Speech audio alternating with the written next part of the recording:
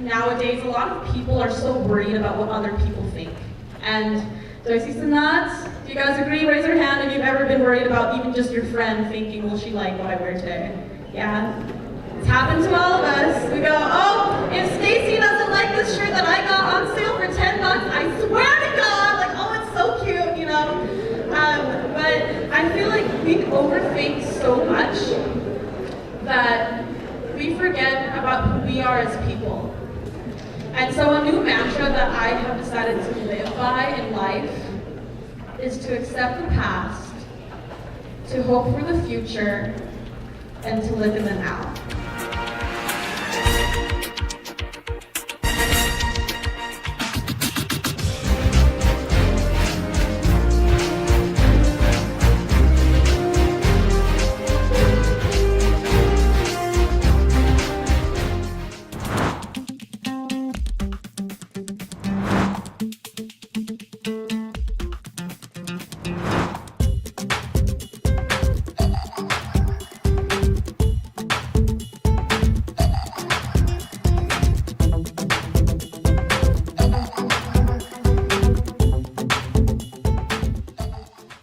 Hello everyone, and welcome to eveRIAthing. It's that time of the year again where we get to commemorate a very powerful, urgent, and relevant day, World Mental Health Day, which happens every October 10th. Once again, eveRIAthing will be joining the Amanda Todd Legacy Society, along with every person, organization, city, and country out there to show our support for mental health. Please join us on this half-hour episode, and let's light up purple.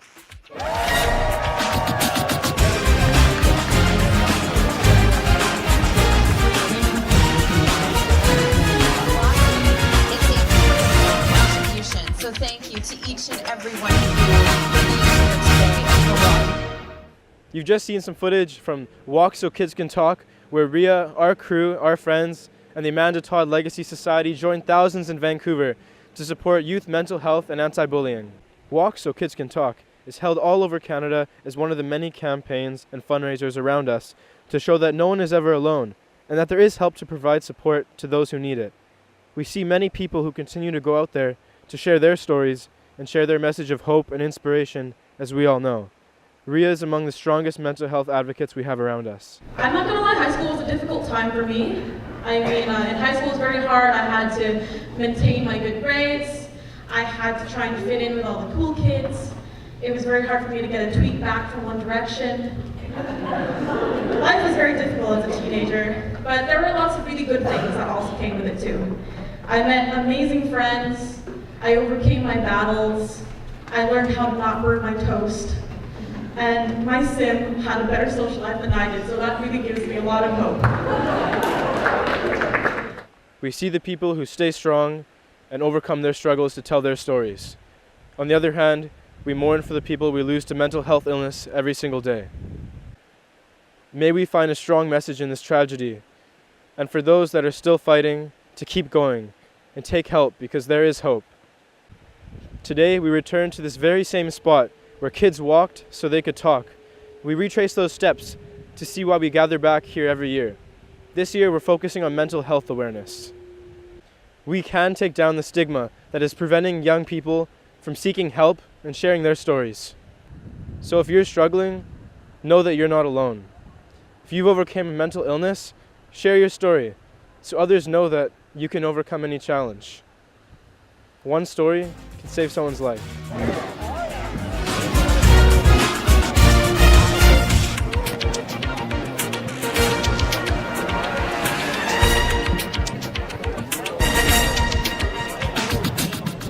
I feel like a lot of time, many of us, we overthink so much what people are going to think of us that we forget to take care of ourselves and we forget to embrace ourselves.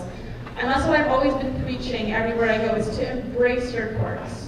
If all your friends like one thing and you like the other, embrace your quirks, because that is who makes you who you are. And I know mental illness can be very, very terrifying. Dealing with anxiety and eating disorder, there are people who struggle with bipolar, depression, schizophrenia. But if you look at it this way, these are all the things and tools that make you who you are, that make you come out on top as a strong and powerful person that you were born to be.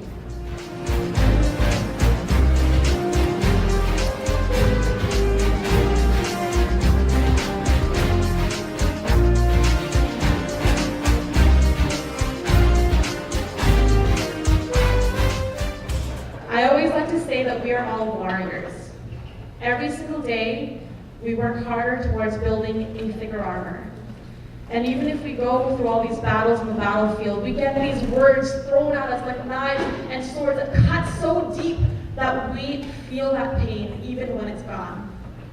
But you know what? It's amazing because you have these scars to show that you face these battles and that you are alive and you are standing as an example of strength and hope. And that to me is what's so beautiful about life, is that even if we have so many hardships on our shoulders, when we're able to come out on top, we can give hope to those teens out there who take their own lives, who are afraid that there is a world without hope. We ourselves are their light. We are their warriors. And at the end of the day, the only person who can protect you is yourself.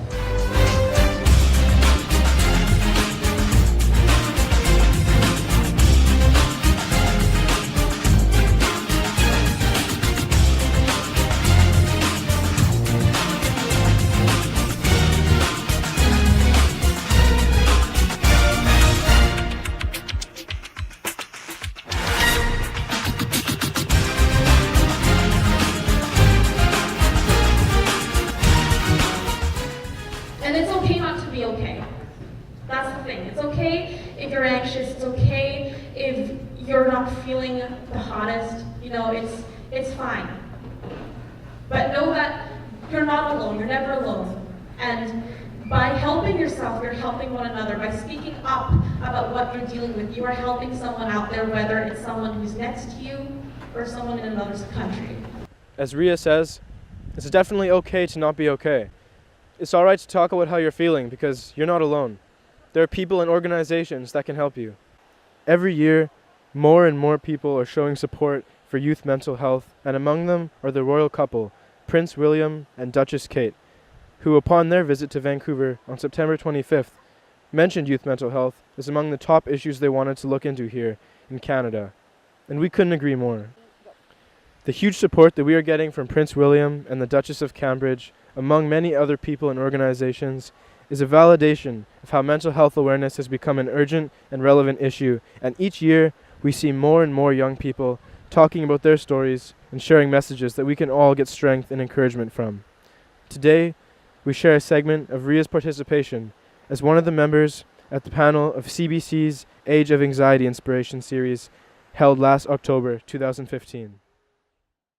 We want to welcome you on behalf of CBC Vancouver to the second in our Inspiration series. And today, as you know, we are talking about the age of anxiety, and in particular, how anxiety increasingly affects young people. Everybody has their own way of coping with anxiety. Let's hear some of their stories now. Let's start with you, Ria Jade. So you're a singer, you're a performer, you're a broadcaster. You know, you're a very confident young woman, and that's what we see. So why don't you give us an idea of when you first became aware of some anxiety issues in your life? Thank you. Thank you for having me here, first of all. It's funny because I do host a television show called eveRIAthing, which is a talk show above all things. So most people wouldn't even think right off the bat that I do struggle with an anxiety disorder. And I was talking with Judith Law from Anxiety Legacy, who's actually here today. Hi, Judith. And she said that, you know, when we were generally looking at how I was growing up, she thought that maybe I could have had anxiety since I was a kid because I was very over-emotional and I would freak out over little tiny things. But I didn't really start to pick up on the disorder until I was about 16 or 17, because that's when I started to get panic attacks, which for me, until now, are something that I always struggle with. And we were just talking backstage about how like anxiety gets to a point where it interferes with your life, and it puts you in a position where you stop doing things you like to do, and where you can't even function properly anymore. For me, I tend to stop speaking, or I would stutter, or I would kind of just huddle in a ball and not do anything. And when I started to realize that these things were happening to me, I started to wonder like if I was, you know, a normal person anymore, and I started to wonder if anyone else was going through the same things that I was dealing with. So I think after that moment, I started to open up a little bit with my family, although it was kind of hard at first. I really wanted to get help because I was so tired of getting panic attacks like every other day, and I was so tired of constantly worrying about things that I shouldn't have to worry about.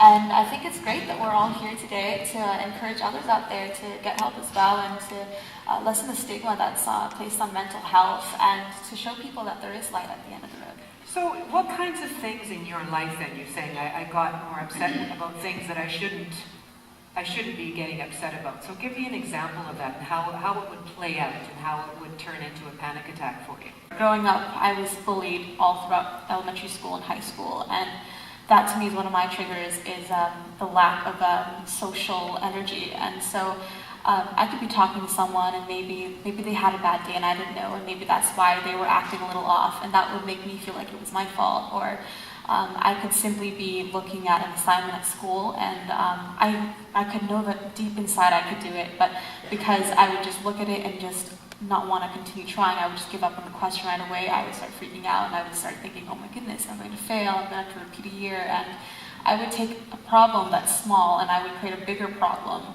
out of what that originally was. And then I think that's the thing that's with anxiety, is that you overdo a lot of things, you overthink, you overworry, and that's the scary part about panic attacks, is that when it's all building up inside of you, it's like a volcano. Eventually it's all going to explode, and then you're kind of put in this position where you don't know what to do.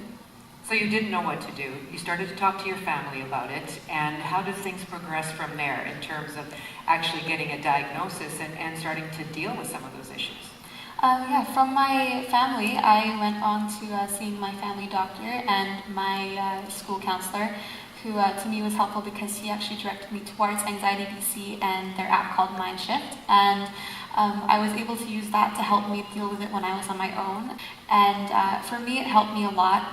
I didn't want to go on medication because I wanted to find a way for me to deal with things naturally. And so for me, my personal medicine was always music and the arts.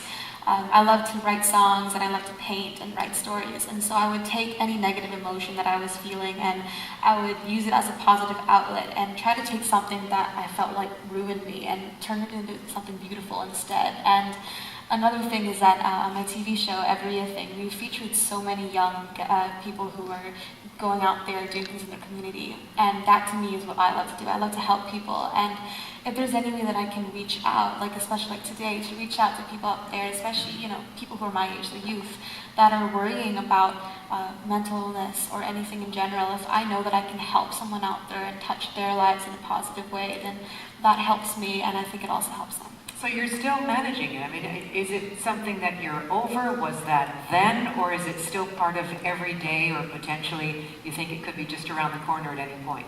It's definitely always just hiding there, playing hide and seek with you. So how do you approach that then?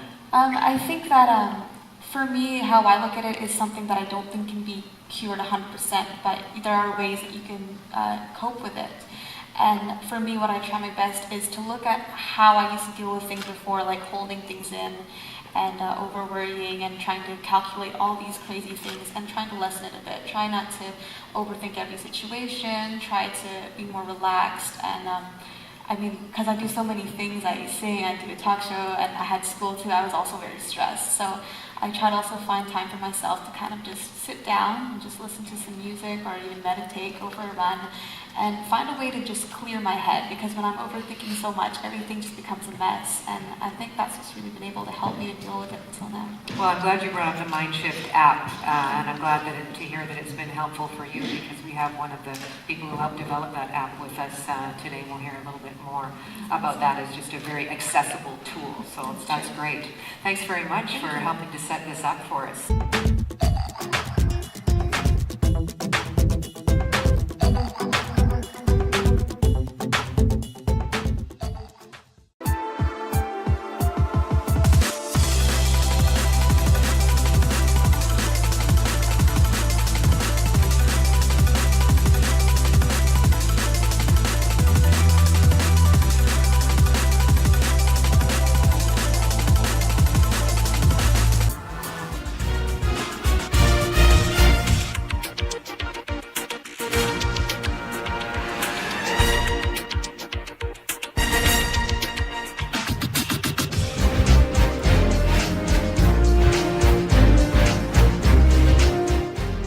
Hello everyone, welcome back to our Light Up Purple special.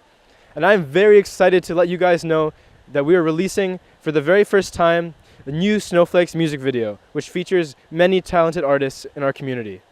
I am very privileged to be a part of last year's version of Snowflakes, which has actually won Best Music and Sound Award at the Reel to Reel Film Festival in Vancouver early this year, and has received a number of nominations, including Ria's nomination for Best Young Female Performer in a Music Video at the forthcoming Joey Awards.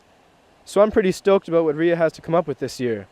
As always, there is one goal: to share awareness of mental health. So join me as we congratulate Ria and everyone in this music video in hope of sharing our message of love, hope, and strength. Together, we are stronger. Every story is special like every snowflake. We all fall but get back up at our own rate. We're all strong and we determine our own fate. So get out there and love yourself and you'll be okay. You're beautiful, I just hope that you can see it too. Any dream you have, I just hope that you see it through. Life is short, so dream big and aim way past the moon. Just remember, as you do that, I believe in you. She used to smile every day, always in a happy place. But words are knives and they cut deep, and now she's weak, now she's weak. So many voices in her head, so many things the people said. Pushed until she reached the edge. Tears were shed, tears were shed. And she said, what if I just fell down? Would I crash on the ground? I've done it all, I don't feel tall, I fail to love myself. Snowflakes on a baby like you. In a cold world, trying not to wither. I was vexed in winter votes. It's difficult, then I got the shivers. Struggling to thrive and grow. Scars running deeper than my roots. Beneath the surface is where they go. Looking up to the snowflakes, falling as they gently float. Skin and bones on the skin. Body cold, getting pale. Life isn't a fairy tale. Falling frail like broken hair. Lightning patterns for scars. Every day was a war. Tracing her body with her hands. Too weak to stand. And what if I just fall down? Would I crash on the ground? I've done it all, I don't feel tall, I fail to love myself. Snowflakes don't wanna be like you. 10 to 5 to 4 to 0, from 0 to whole hero, from crashing down to learning how to stand. From lost to found to lost again, from losing to finding myself. Forget what all the voices said. Ooh, oh, yeah. 'Cause I'm not gonna fall down.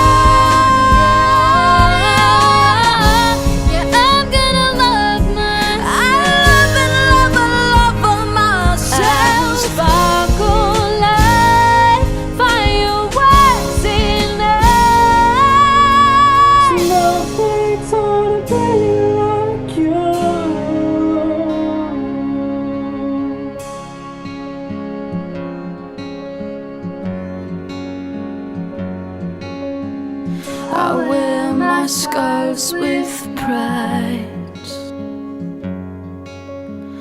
No longer pinching sides. It's how I am, and that's alright. Snowflakes, there's none like you. Snowflakes, I'm beautiful like you.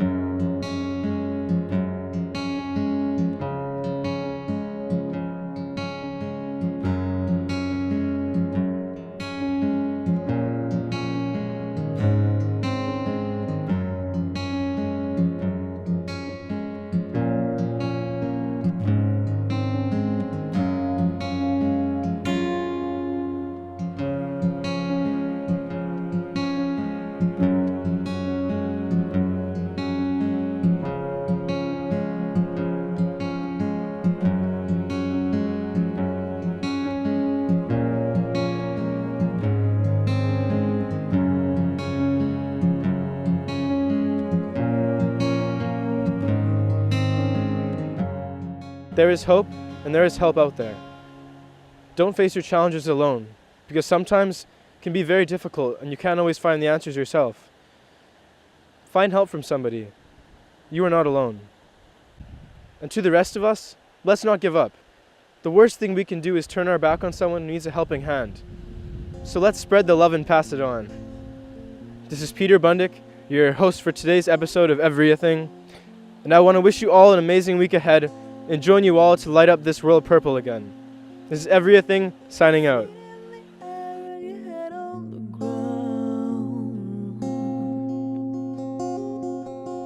Try this trick and spin it, yeah. Your head will collapse and there's nothing in it, so you'll ask yourself, where is my mind? Where is my mind? Where is my mind?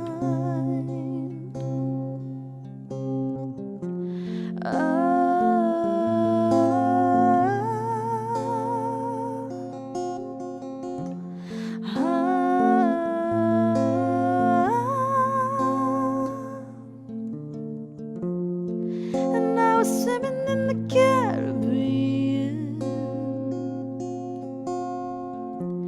Animals were hiding behind the rocks, except the little fish, and they told me he swears, trying to talk to me, where is my mind?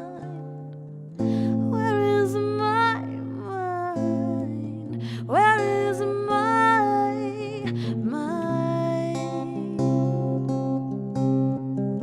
Way out in the water, see it swimming, where is my mind?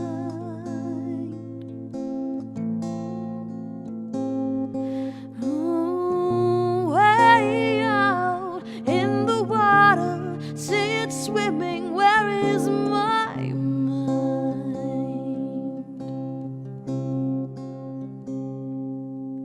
With your feet in the air and your head on the ground.